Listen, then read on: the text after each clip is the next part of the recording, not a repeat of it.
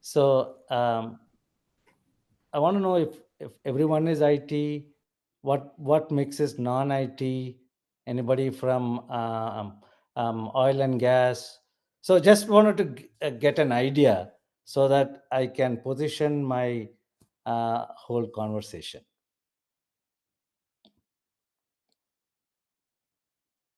I think Biji, you'll have to let them. Uh, Unmute. You can Yeah. unmute yourself. Rajesh, there is So, also students from India also. So oh, you may that's need to. students. Oh, okay. So let's attack that first. So students from who are in computer science. Uh, yeah. Hey, can you guys hear me? So students are from what field here? Mechanical, electrical, computer. I think we have a mix of electronics and communication. I'm reading the Okay. chat. Okay. Can everybody reply? Sorry, I'm between switching the screen, so I'll stay back. Yeah. So let me open my chat screen here. Okay, chat window is open. Okay.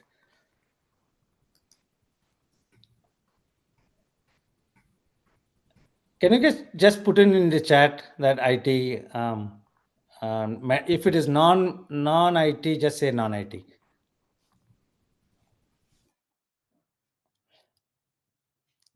Okay, so I'll for now I'll assume that everybody is from who really understands IT and are having an IT background, because I don't want to really get in too technical in here. So that's the whole idea, right? So let me without further ado, I just want to start. So the browser that I am using is called Brave. So I'm not using Google, I'm not using Microsoft, right? I'm not using your Safari. So being a cybersecurity professional, so about 2 years back, NIST, which is the national institute here, right, in US, which defines all the cybersecurity standards. um, so we decided, so I'm a part of that too. So we all decided that okay, we will come in with, we want to see how the CVE, which is the common vulnerability, right, which every day you see patches coming out of for your Windows operating system or Safari or Ubuntu or Kali, right? So we decided for a short period of time we will use Brave. So you all can use Brave. If you see, you go into brave.com. Biji ഒന്ന് ബ്രേവിലോട്ട് പോവാവോ? Can you go to brave.com?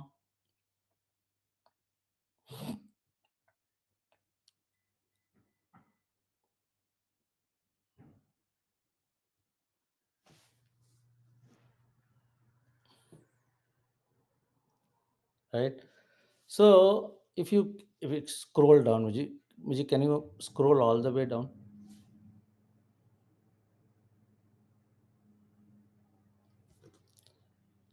So there is a comparison that will come in between Chrome and all that. Go all the way down.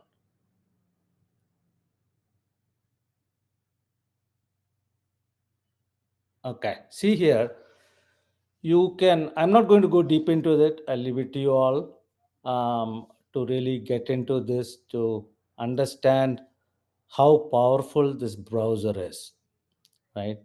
So so when it comes to privacy, um, see, we are completely exposed all the way. If you say I am completely secured, then good luck. Okay. Uh, if you see, so I'll come to that later. So now this particular browser, it is very powerful. It privacy at core. It will block all your advertisements and all that, and it will tell you. So when you install this, and then when you start up the browser will tell you how many advertisements I have blocked, how many trackers I have blocked, right? So I don't want to get deep into it, but this is, see, so this browser is what we are now trying to see how secure is this, what are all the vulnerabilities in this browser. And for me, I have found it very useful. I've really found out that it filters almost everything. And as an ethical hacker, right? So I myself, I am hands on. So I go and then I sniff my own packets to see what information, how encrypted it is, how it goes out. So you all know. So when a router, so everybody has a router at home, and then we need to secure that. I'll come into that later. So so in every router there is a password. So that password is what encrypts your data packets and then finally decrypts at the other end. So that is why we are saying that this password really needs to be strong. So we are very lazy. We go in and then say, okay, RGK1234. This is a normal password, I can say. Yeah, our first name, BG1234, BG96, or BG's date of birth, or BG's child's date of birth, right? Something you will have there. And so good are our providers, right? So if you see, AT&T was hacked, mobile was hacked, Verizon was hacked, and all our details, including our router SSID, our password, everything is available on the dark web. I can guarantee, right? Because these hacks were there. I don't know whether you get notifications from the company that your data breach has happened, and that's a law here now. If a data breach happens, you will have to send it out to the people, right? So anyway, that's about the browser. Vijay, can you just go to the contents of this, what I wanted to cover? So the next slide, please, right? So with the browser, I wanted to get in. So just giving you an idea so that you yourself can install and then see by the time we comment how good it is, kind of. So that's the basic thing. So my issue today, technical thing, is this browser does not allow several stuff unless I have to tell it in advance, which I missed it. But that's the cause for this apology in here. Okay, good. So what do we want to cover? So we know cybersecurity. So introduction to cybersecurity, how important it is, why you should not take it light, the common cybersecurity threats, the password security, right? So all that. So what is there? I'm not going to read, but this is the. I'll cover almost all. If any of this is not covered, you can definitely reach out to me. I'll send. And if you have any questions, we'll take the questions at the end, right? Now, so introduction to cybersecurity. So what is the difference between information security and cybersecurity, right? So I would like to cover this from a definition perspective, from a scope. So I'm taking information security on one side, I'm taking cybersecurity on one side, and then I'm going to say what is the scope here, what is the objective here, what are the protected assets, so how do threats, focus areas, frameworks, primary tools, right? To just give a brief idea on what this mixes. So if I take information security, we all know that from a definition standpoint, it is protection of information in any form, unauthorized access, uh, unauthorized use, unauthorized disclosures. This all comes in the information security bracket. Now, what so in on the cybersecurity side? So, from the cybersecurity side, it is protection of systems, network, data in cyberspace, and the cyber threat and the attacks which we are flooded with in this whole wide world, right? So anyway, so coming on to the scope of information security and scope of cyber security, the broad focus from the information security standpoint will be protecting all forms of information, both physical and digital. From the scope of the cybersecurity, it is narrower focus on digital assets and systems connected to the cyberspace. So, from a key objective side, how do we ensure? So, if you see from a government perspective, from the US perspective, so they have come up with uh, three important segments in here, say confidentiality, integrity, and availability. So if you, so that's the focus from the government side, which is coming into a more stricter law going forward, right? So ensure, so now from a cyber security side, it is ensuring the CIA, this I call this CIA, okay, confidentiality, integrity, and availability. Going forward, I'll refer this as CIA. So ensuring that the CIA of all digital assets and systems from cyber threats. So it's all same here. It's again all about how do you secure, how what guidelines are there to secure, how careful are we to be in this market to survive, right? For our safety. Let's take from our safety standpoint. Now, there are so many. I have a separate document for this, which I will be able to circulate, which will have much more details, right? So now all industries come under this whole. So the CIA is for all industries. Let it be oil and gas, let it be healthcare, let it be insurance, let it be anything, right? Anything connected with internet. So you will have the CIA coming in.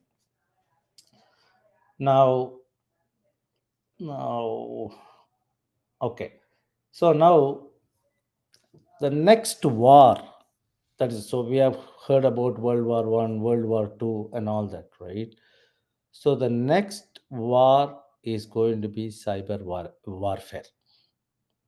This is what is happening. This is what is going to happen, which is going to bring down everything in a stroke of a second. Now, why I say this, right? So because all the governments, any government you take, let it be Indian government, let it, so they have a separate wing to overcome and have governance in case what a cyber warfare happens, right? So now what is warfare? So people are now, you're hearing about the hacks that are happening, where people are hacking the election, right? The 2020 election that came in, right? So they said that the Russians rigged. It's Bill Clinton, Obama, and so all these people, they are behind this. And then so now you are hearing today's news. I don't know whether you saw, there are so many news that's coming out that it's almost proven, but that's where it is. So every government is investing heavily to see how they can safeguard themselves from this happening. I don't know whether that is going to be possible, but because so much, so all these vulnerabilities that have come in is already code planted in, which is available there. And this code is now slowly people are trying to exploit, and then say, okay, now make money on this, right? So that's kind of a scenario, sad state, deep state here, sad. But the issue is the warfare, how this can happen. Now you all heard about web 3, where let me take that blockchain example in here, where I don't know whether you guys have wallets. So the wallets, if you see, the total number of 65 bytes that are coming in as wallet addresses as your identity, that identity cannot be broken. It's completely anonymous, right? So the the key characteristics of this warfare will be anonymity and attribution, is asymmetry, speed and scope, non-kinetic impact. These are the main things. Now, what are these? So the challenge of attribution, right? Attackers, so those who attack, they can obscure their complete identity. We cannot know. So we don't know where is this coming in from, right? So why are they doing it? Cause harm, right? Or create disruption, right? Or prove that I am the supreme in this world, right? This is the reason. And you, if you see, there are children in the age group of 10 to 15 who are in this, which I'll when I tell about, I think when we bring about that video, I'll show. It's a big video, so I think we should share it internally. But we'll take snips of that video here and then see what is happening, right? So again, so the coming to asymmetry, it allows smaller states or non-state actors, the threat actors, the the threat vectors in here, right? They can, so all coordinated cyber attacks that can inflict significant damage to us. Now the speed and scope, now you know you have 2 gig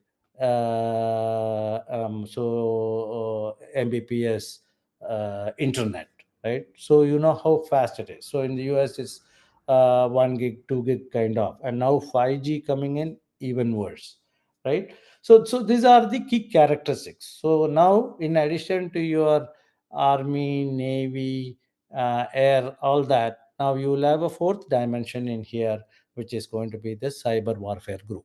So there is heavy investment happening. And then, right, yeah.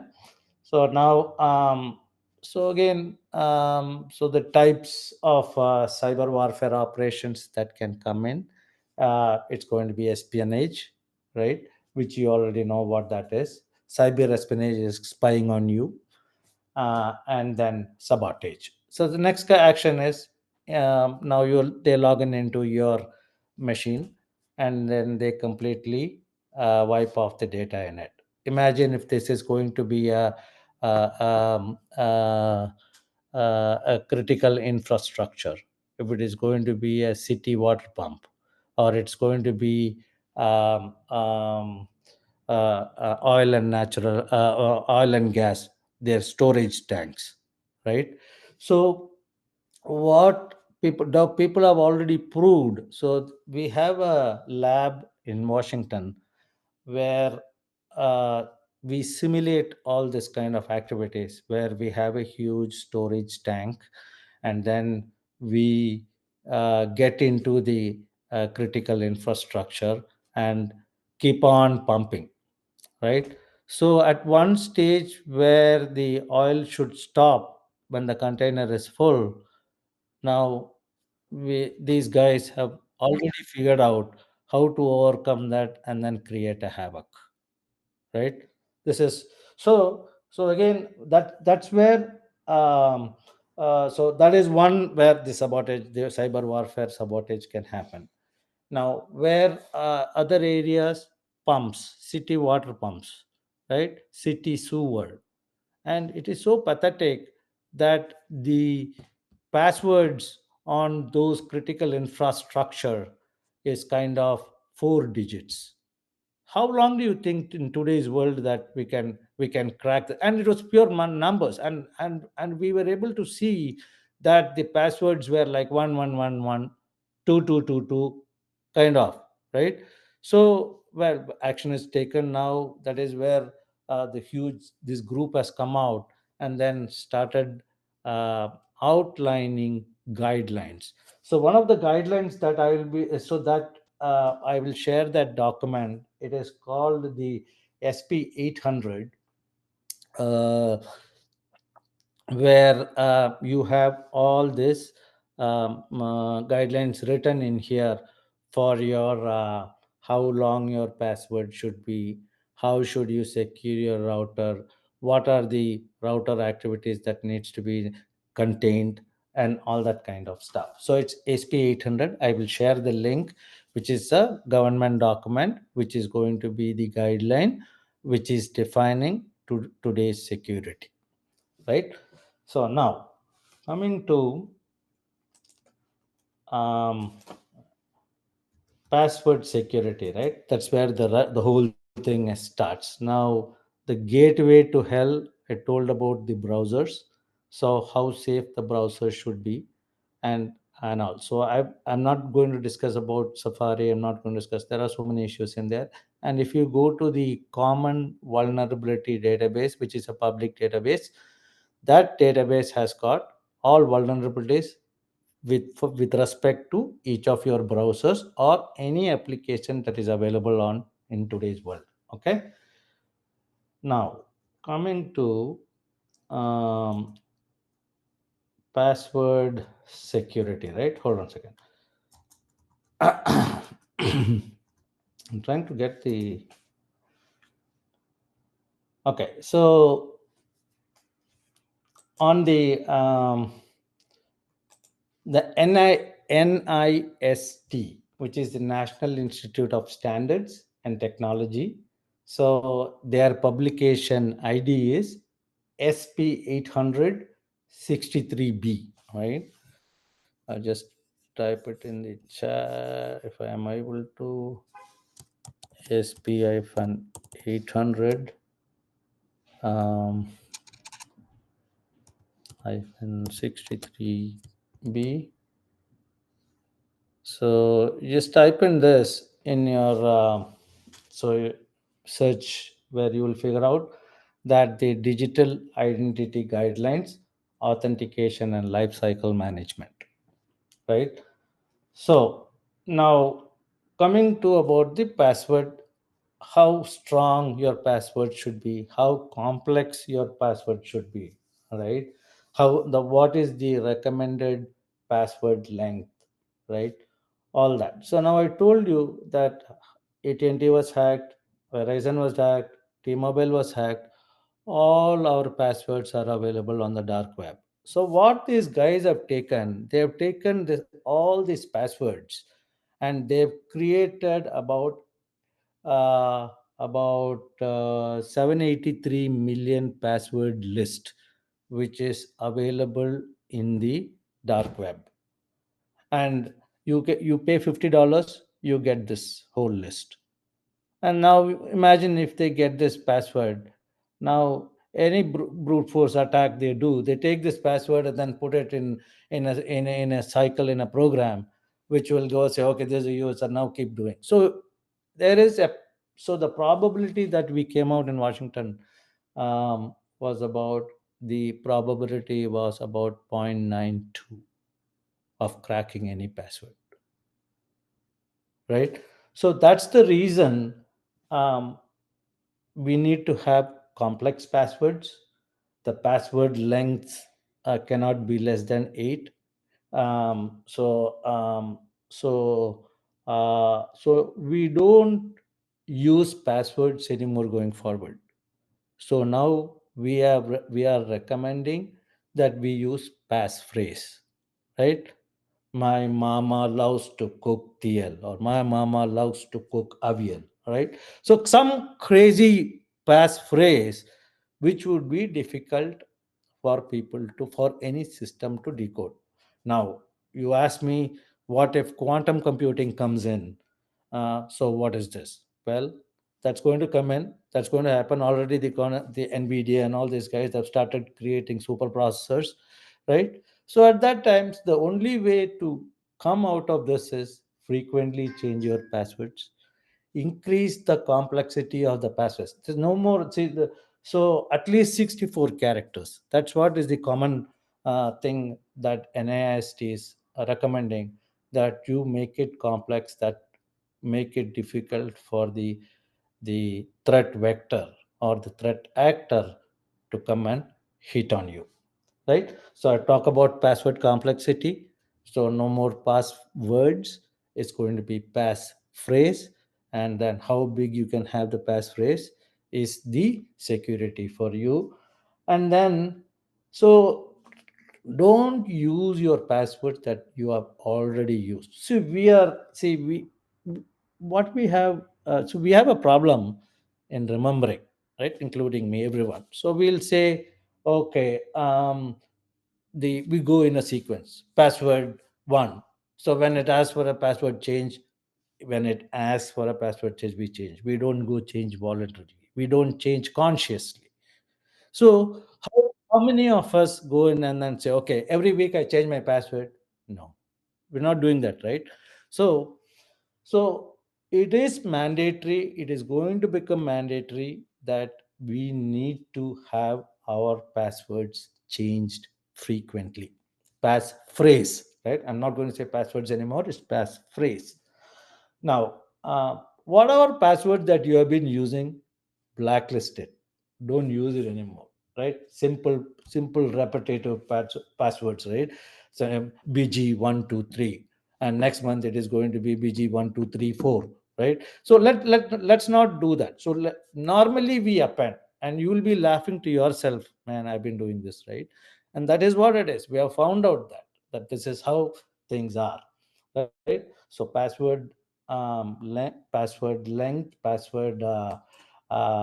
complexity, I said. We are blacklisting the used one already, we said.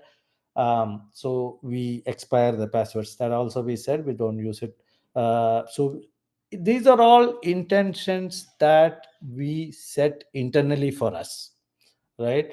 That, okay, I'm going every, you set up a time where I set up my stuff and then go forward. Okay. So store now, coming back to the so it's, it's difficult for us to keep a long passphrase in mind. So normally we go write it down, or we write it down and put it on Google. So we're all smart guys, right? So we know that our PCs, we don't rely on PCs, so we go put it on the Google Drive, right?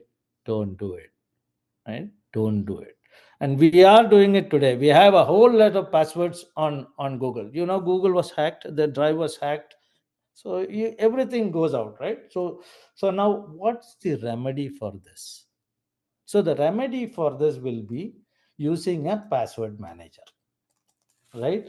So if you see password managers, you would have heard about Dashlane. So you would have heard about your Google password manager.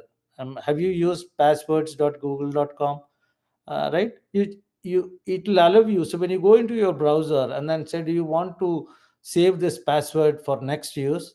Our normal inclination is yes, and then it goes stores the Google password manager, correct? So if you just type in and see those who are using, go to passwords.google.com, you will see all your passwords. That is where, when next time when you go to that website, it comes in there, right? So I want to give you a couple of password managers that are available today. Um, so there are several. So which stores all these passwords? So I use Nord VPN. So I'll come to the VPN as well. So there is a feature called Nord Pass. So that is the password manager that I use. So it's a paid feature, which comes up with a 2FA authentication and all that. Okay. So there is one pass, dash lane, last pass, keeper, right? Bitwarden, key pass. So each one has got its own features. So they all have browser integrated managers, right? So now why? So the key features of this password manager is their secure storage. It's available for you. It's in cloud. It's their responsibility. So now you can ask me, what if they get hacked? Well, the one pass, I think that password man, he got hacked, and about 76 million passwords were stolen. So this happened sometime way back. Okay. So after that, these guys have also become strong, where they have enabled this two-factor authentication. Now, what is two-factor authentication? Many of you will be using, right? If you see, India is far ahead in this. If you go to SBI or any other, so they send you an OTP for you to register, right? And then when you type in your normal password, that is the first level of security. The second level of security will be you have to get this OTP, one time pin, right? One time. So this you take in and then you put it back in, so it securely opens your browser or your app. So the same thing, see in our banks here now they have slowly introducing. See, Bank of America has got the biometric in it. So how many of us have enabled this? So features are there, but people have not enabled it. So we recommend here that everyone, for your Google browser or for your Brave browser, or so enable this 2FA by default. If you are in the on the cyberspace, make sure you enable this two-factor authentication so that you get your PIN, and then that pin is being input in. Nobody will ask for this pin. Okay, nobody will ask. If somebody is calling you and asking you, hey, can you give me that pin I've sent you, don't do it. They should not, because you are opening up your security here, right? So coming to the password managers, so secure storage, it generates passwords very often. You will not even know when it changes the passwords. So you, when you invoke that feature, it generates a new password every time, which will be valid only for your session. And when that session is over, make sure when you go to bed, when so your session will be from morning say 5 o'clock to evening 10 o'clock. So that's what I'm meaning a session, when you I'm meaning my computer is on. So when I go back to bed, I shut down my PC, I shut down my router, right? These two things I mandatorily do. How many of us are doing? Again, I know you will be laughing to yourself. We have it on, right? And when you see, we might think, when I am on, I'll shut down my PC. Okay, if my data is not flowing out, I am secure, right? No. So your router, it is if it is active, I can log in into your router. I can send in. Okay, so this router thing is. I'll come back to that. How do I get these details? How do I log into your router, and all that? Right. I'll come to that. So so when I uh, yeah, in the night. So I lost my train of thought. So switching off the router at night. Why it is important? Because it I can inject a packet into that router, I can generate data. All my intention is to get that password of that router. This is what I want. I don't want any data at this point of time. So my play is here. And I don't know whether you guys have heard about Kali Linux. So that is, normally they say um, penetration testing. So one of the best operating systems which can be secured. So if you see, I at my home, all my old laptops, old Mac, my children, when they were using their laptop like MacBook Pro 8 or MacBook Pro 12, so they when newer operating system comes in, you know that the old machines don't work well.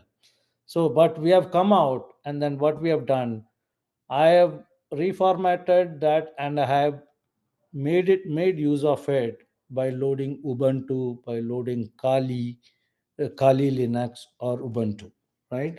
So Kali Linux has got lot of threat tools here, where you can do all this ethical hacking. I mean, white hat, right? Ethical. Repeating that, right? So this Kali Linux provides hell a lot of tools which help you get the when you switch on this and then open certain. I'm not going to give you all that details, right? So you open up the Wi-Fi around your home, right? So, or if I take my laptop and then keep driving around to just say hunting whose wireless is open. And when I see that, it's so strange with all these things we hear. I see open Wi-Fi, open IDs, right? SSIDs. So I I started saying that the router needs to be switched off in the night, else somebody will be able to inject a packet. Get a the mechanisms will see if we have time. We can go into that. But how they generate a packet, how they get the your password out. So safety here, safe browsing practices. You come in, so next day morning you clear your cache, you clear your everything, and then you start everything fresh. And every day we mandatorily we shut down the routers. Okay. So I talked about multi-factor authentication. Please enable. And there are applications like the Google Authenticator, Microsoft Authenticator, where you can enable this 2FA on it. So I'm not going to go deep into how do you enable this 2FA. It's very easy. You go in, and then even for your WhatsApp, right? For your mobile, it's so mandatory that you need to have your biometrics enabled. So because of this, otherwise you will have to go to an old phone like the Motorola Flip or something, where you are not worried about the internet. So if you are having smartphones, you need to be really smart to contain yourself, right? So Vijay, so this online safety again. So I've told about passwords. I've told about password managers. I told about 2FA, right? And now don't go to, so when you go to your browser, then when you type in your website, if you see a cross mark, man, then you'll have to be very careful in getting into that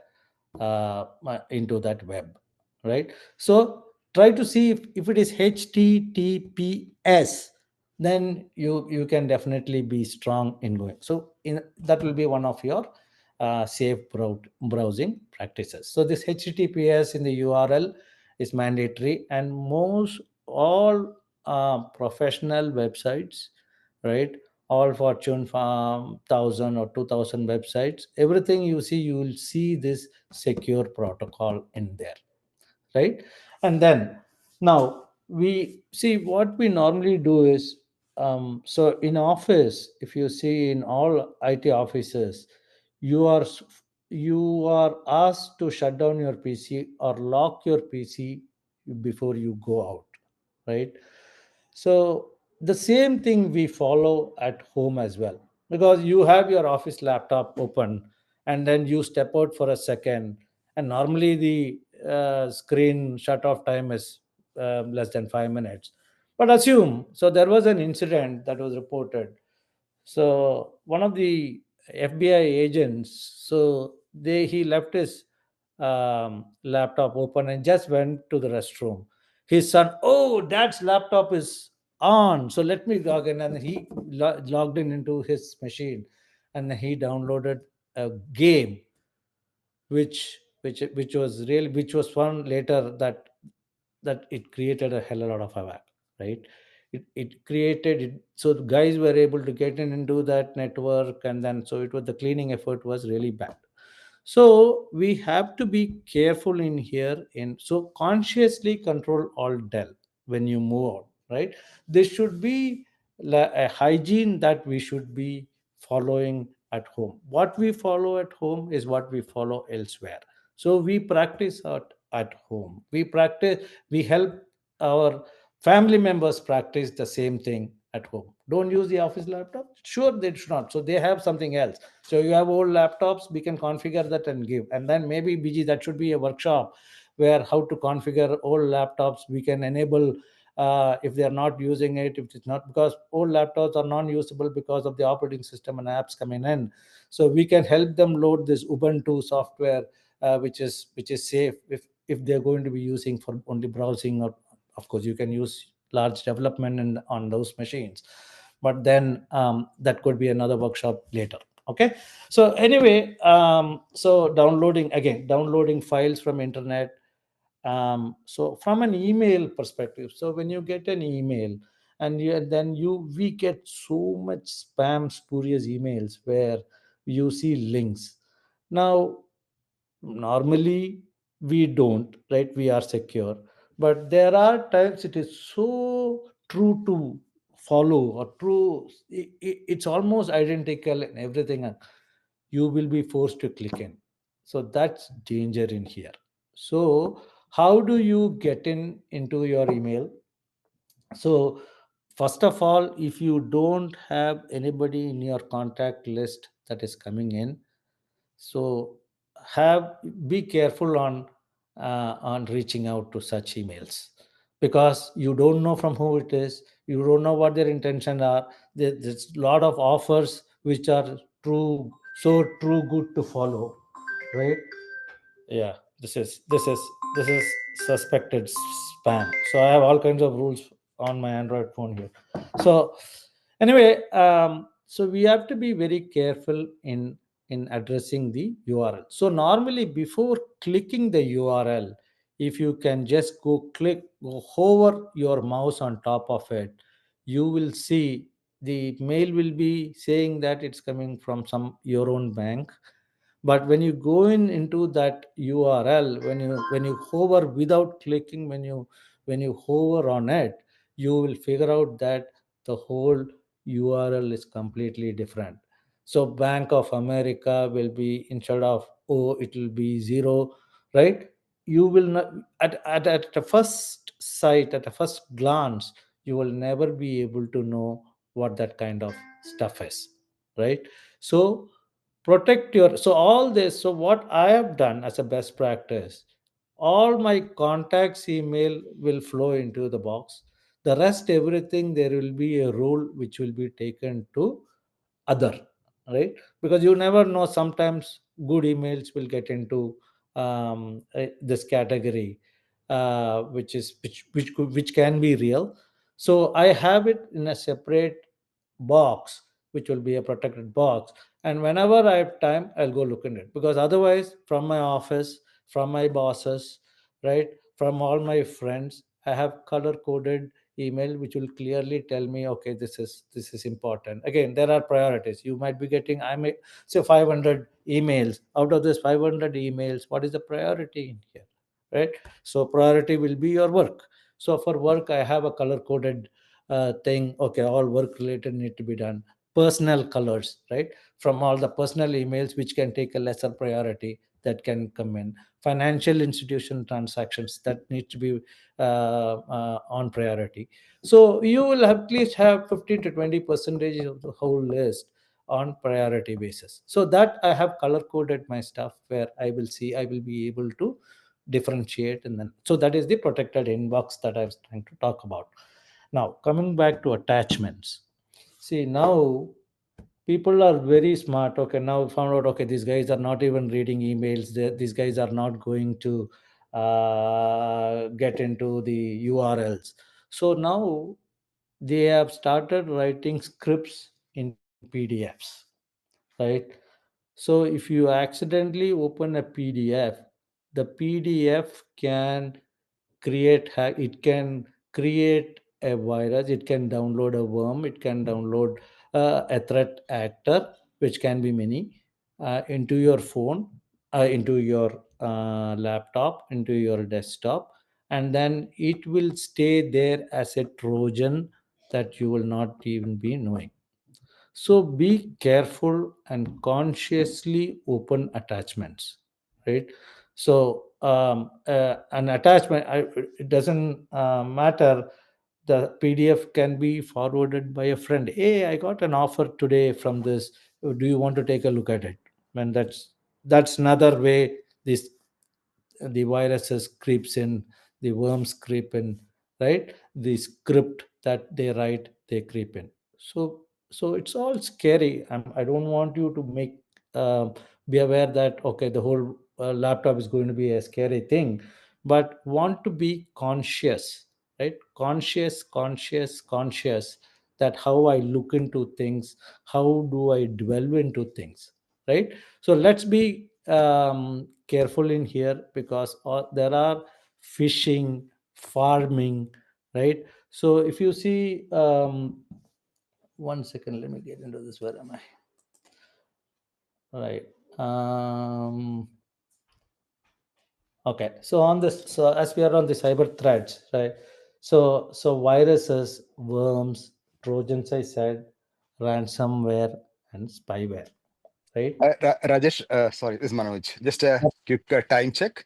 So it's a 1 hour session. We have 3 minutes left. Since we started 10 minutes later, We'll probably we go 10 can minutes. go So, until then. Yeah, so I'll just just want cover. to do a time check. Yeah, Yeah, yeah. So yeah. we'll just Thanks. finish. So I may not be able to cover everything in here, but I try to cover the salient, most Yeah, salient things. Okay. thank you. So, Biji, you can send that video to the group. Okay. So I'll not cover that video right now, but it is self-explanatory in here. I will just touch 2 minutes. So I'll finish this virus, worms, trojans, ransomware, and spyware. Right. So so coming to this, one of the important things that I want to cover is the ransomware, where people now this code that comes in through this PDF and all that, right? It will go in and then it will encrypt your whole thing, and then these guys will come back and ask you for money to decrypt that. So so that's what happened to St. Luke's in Houston. It happened to NJI Associates in New York. The reason ransomwares. Okay, so these guys will encrypt your whole hard disk, and they will. So you will see when you next time when you open it, you will see you are being hacked.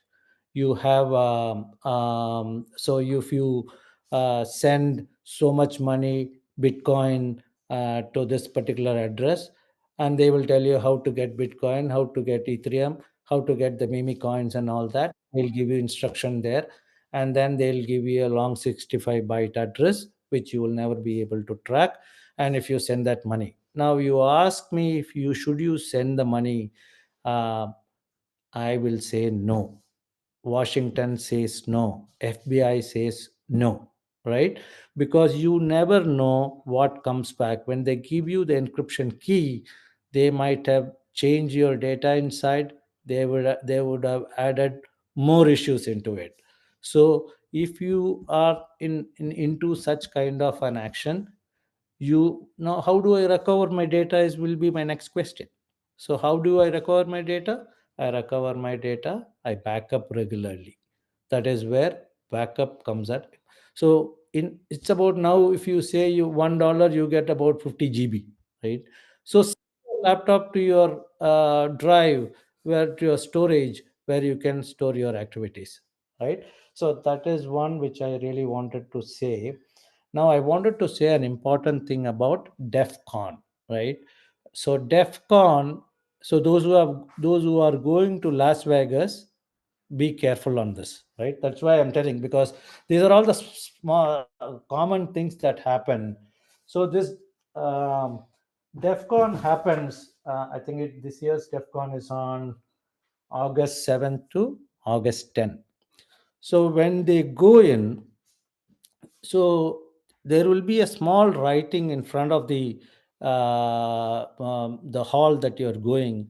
Please switch off your phone, turn off your Wi-Fi, turn off your if you're so pathetic that you want to have it on, then turn off your Wi-Fi, turn off your SMS, your Bluetooth, etc. The reason why they are telling that is because they don't, and in small writings they will say, do if you don't want to be on the wall of sheep. Now what is wall of sheep? So wall of sheep is a huge digital frame that is available inside the hall, right? So let's assume BG is going in. Okay, she's chatting with her friends too. She do not have time to look at all this, read all this, right? So normally that's what happens when we are all in a group. So we merrily enjoy and go in. We don't see this, and as you see in, you will see on the wall of sheep. So there are several phones hacked, right? So it's a hacked information on the wall of sheep, where you will see Biji Ramadas, date of birth, right? These many bank accounts, all the bank account IDs, bank account passwords, the amount she has in the bank, right? Where all she wires money, right? What all applications she has on her phone, all these details are there. right? So, this DEF CON is a hackers conference, right? And it's only 100 people in that 50,000 people who are real hackers who are behind the scene who is doing this. So again, it's coming out to your phones. Switch off Bluetooth when it is not required, right? Switch off Wi-Fi if it is not required. Of course, if you turn your router off when you go to bed, then the Wi-Fi is off. So anyway, so this is some of the so if you send Biji, if you send this deck, I think people will get an idea on to research further on the activities in it. Also send that video, what you will see what is happening. How did so Washington opened up White House opened this to the hackers in that forum, and they hacked it in 5 minutes. Okay, so just see that, so to see how scary it is, right? And then how so the rest all are, I think people will be in a position to read and then understand. If there is anything which is not clear in it, I can always explain with examples. I open the floor for any questions.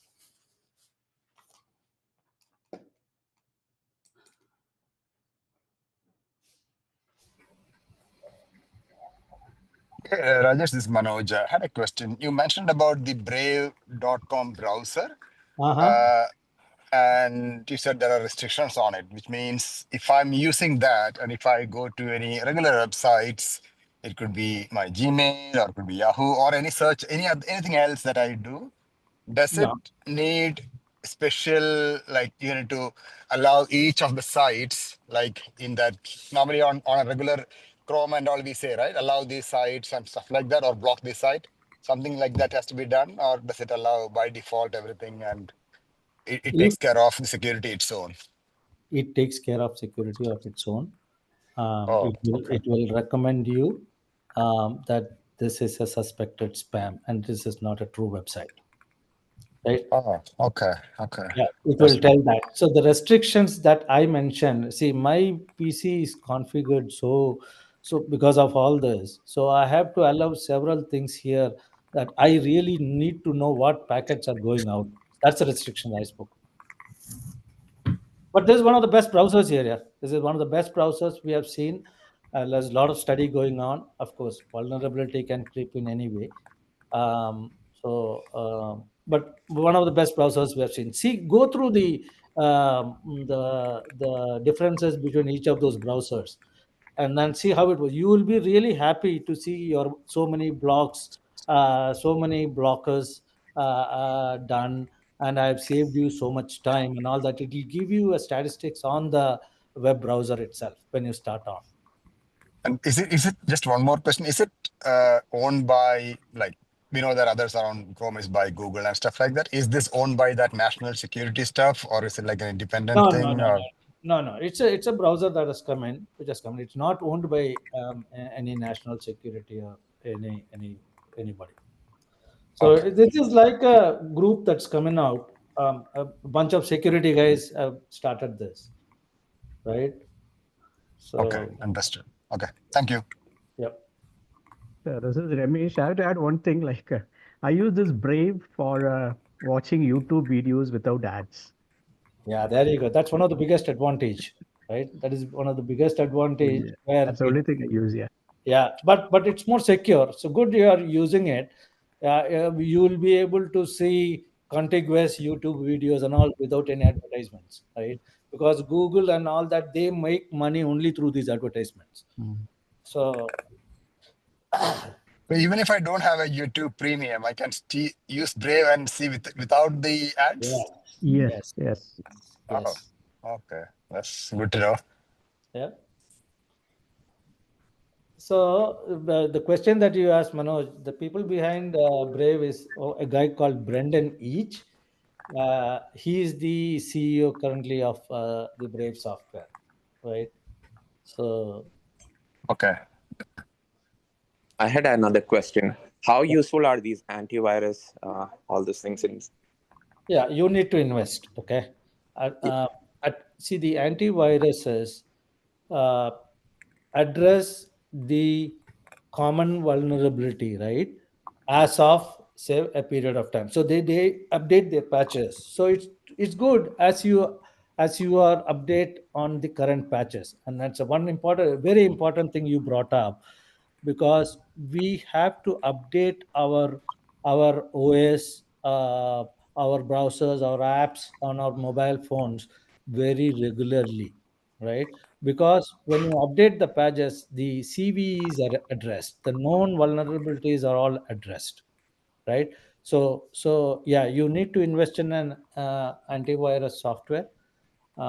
You need to invest in your VPN, virtual private network, right? You need to invest in that, um, and then keep your system updated. Yes, and those who use Unix or Linux, the first thing you normally do is sudo update, sudo apt update, sudo apt upgrade.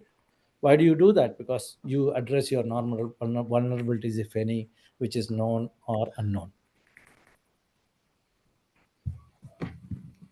Did I answer your question?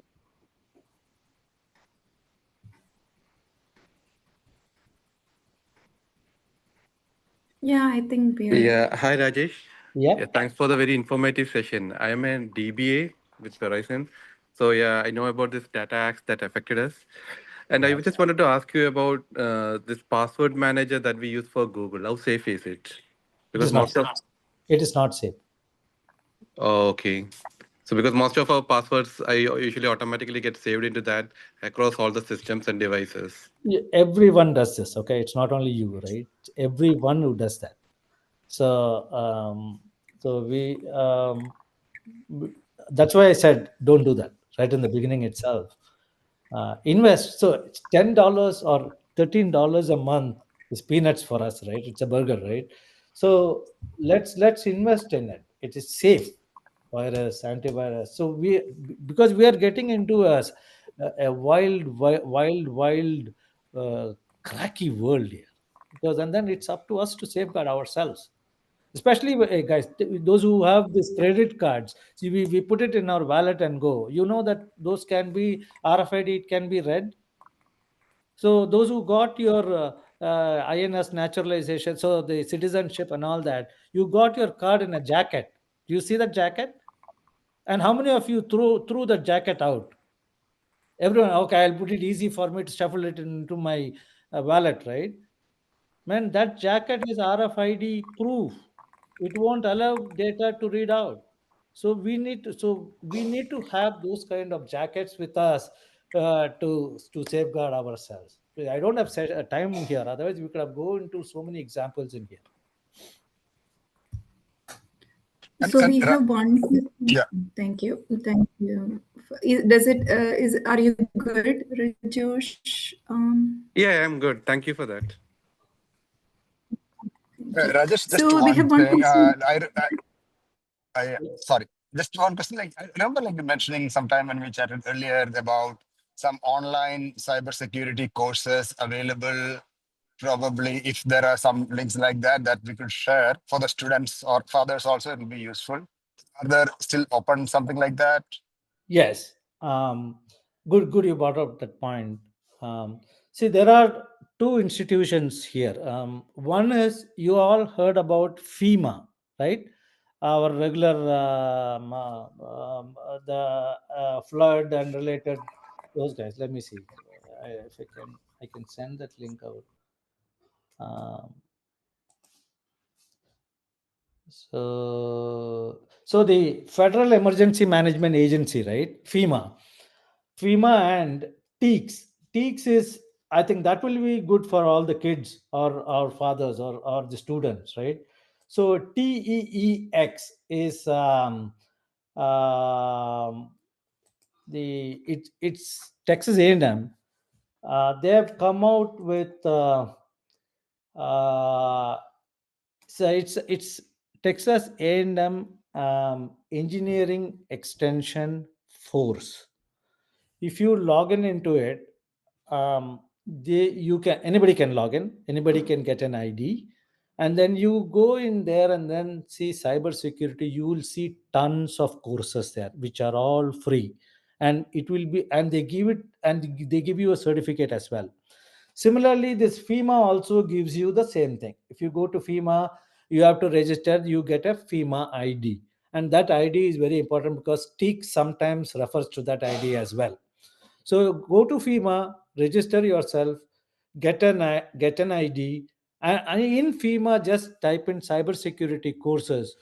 You will see detailed courses not available in any online Coursera or Udemy. You will not find such detailed courses. You can download the materials.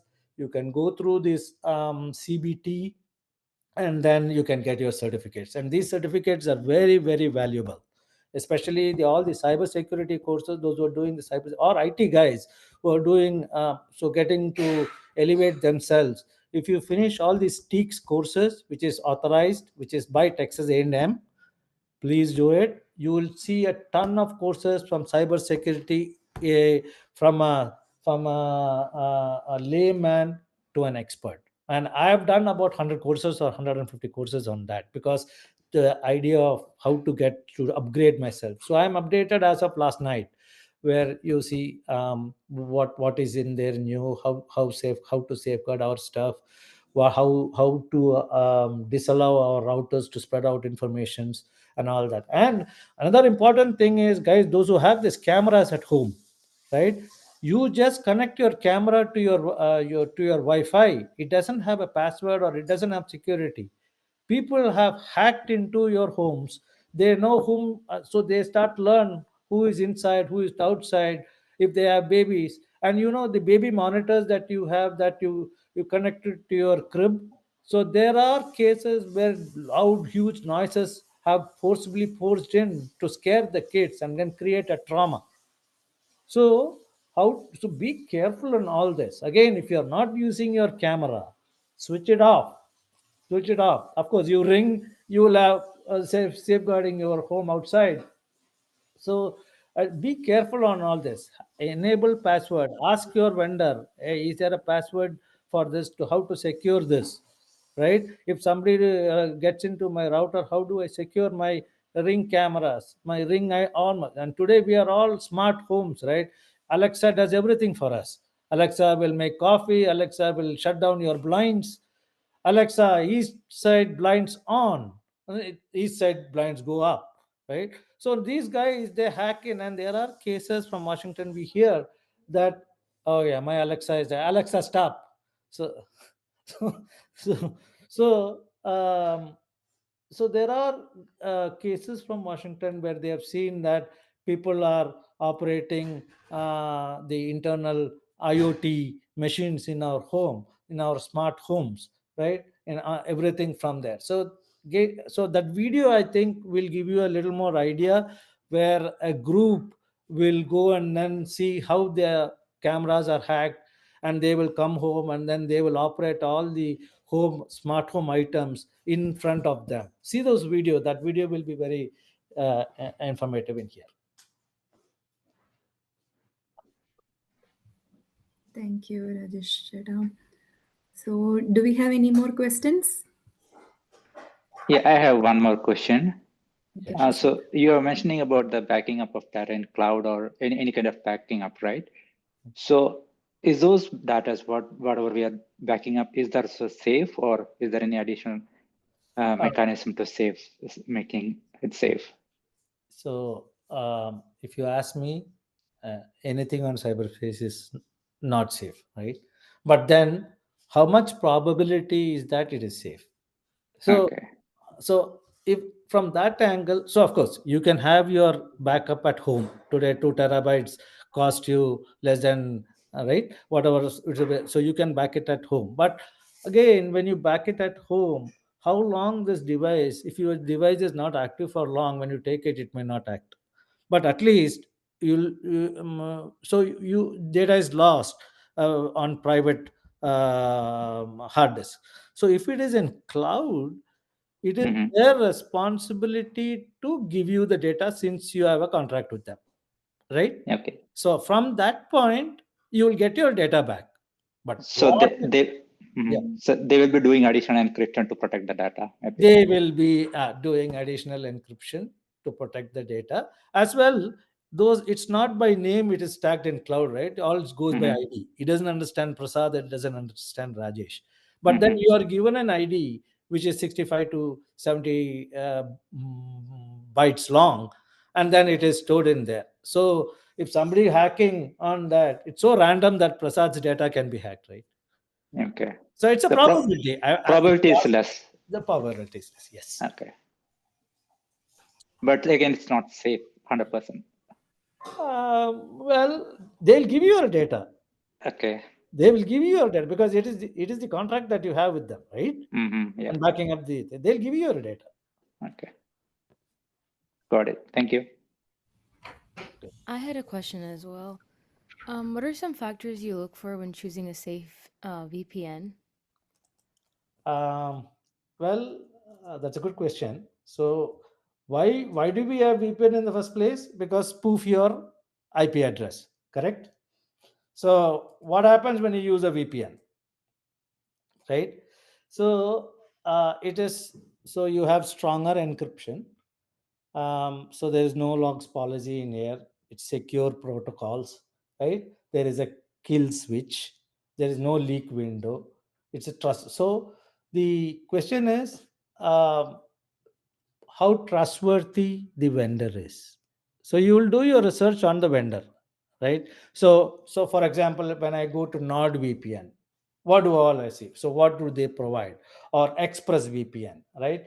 So they don't have any logs. So why I chose NordVPN? Because they don't have any logs. It includes features like cybersec, ad blocker, and double VPN, right? And and they are based somewhere. I think they're based in Panama, which doesn't mean that they can be safe, right? So you do the research on your VPN provider, Surfshack, Proto VPN, CyberGhost, right? Private internet. So all that kind of. So again, you'll have to be careful on what. Why do you want to choose the VPN? What is use? The main VPN use is it will spoof your ID. It will not tell Meghana Muralidharan is from Russet Lane, right? So it won't give you that. So all that address and your IPN and all that will be blocked. It will not be known. It depends on the vendor. Did I answer your question? Yeah, and thank you for putting my address out there. Oh, I didn't give the door number. I'm sure they can find it without it. Right, fair enough. PG, I think there are some more questions on the chat. Okay. Let me see. From Parvati, what role does AI play in cybersecurity and how it is being used to enhance digital protection? Oh my God! Now that is a good question. See, AI coming in, say it knows everything, right? So now hackers have a world's day now. They love to, right? So what happens here is now this hacker world, they have become very very smart because of this AI coming in, right? It gives you, so now $200 per month there is an AI app for hackers. I'm not going to give the app name, right? So the subscription amount is $200 per month, and when you subscribe to it, it will tell you how to generate a ransomware, how to generate a worm, how to generate a virus. It gives you the complete Python code, and then it tells you how to put it under. It gives you the ABCs of hacking or anything to do on the black web, dark web, right?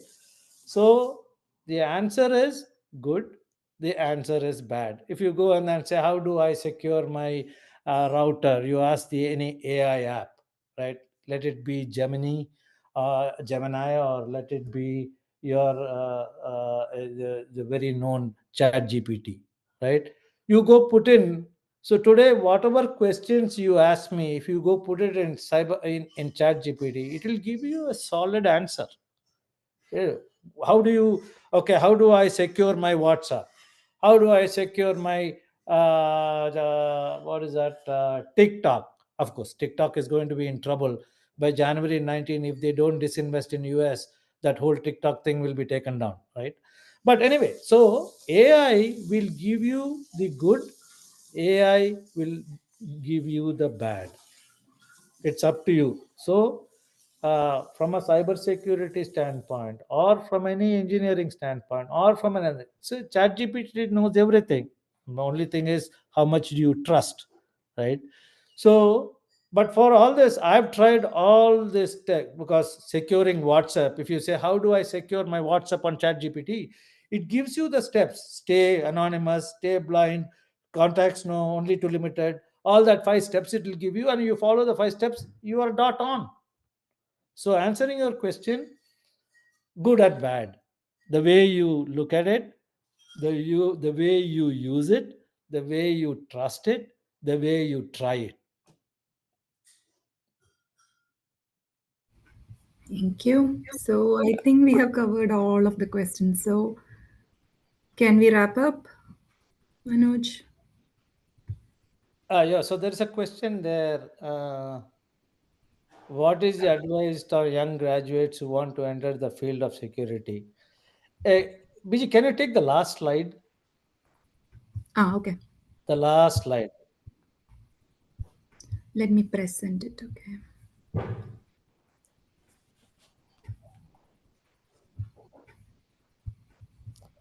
It's so much we can talk, and then Biji gives me only 1 hour. Sorry about that. I know you can talk a lot. Is this the So, one? yes. Can you do Okay. full screen?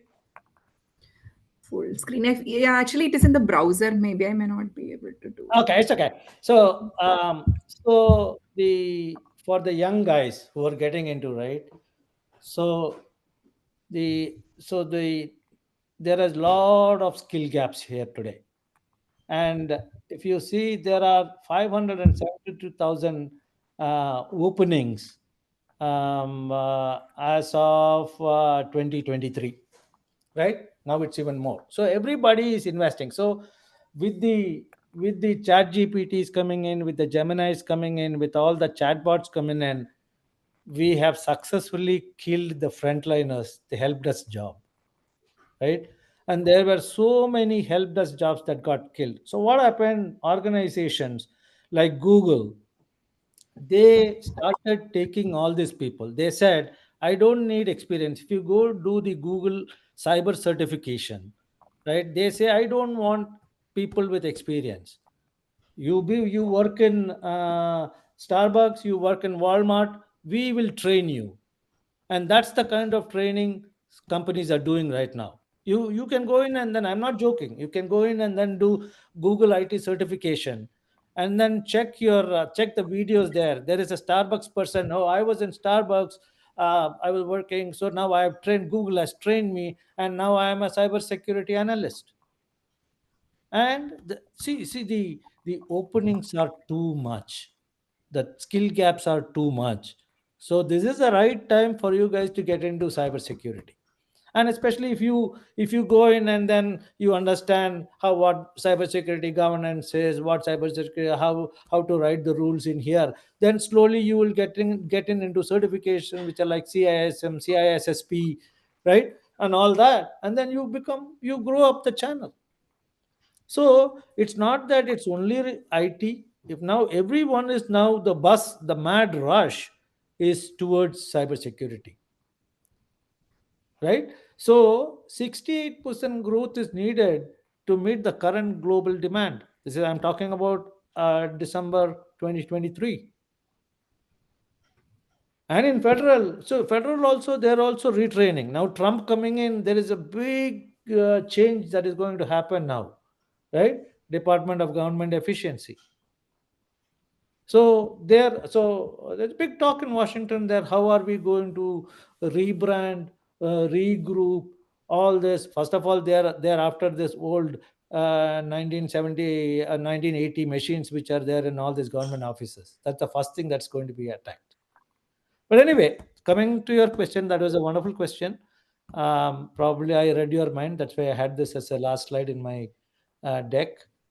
Um, so it's a good time to get in. This is the best time to get in. And this TEEX FEMA will help you, at least to give you a baseline. And it will also teach you about the hazards that are happening, which are 360 degrees wide.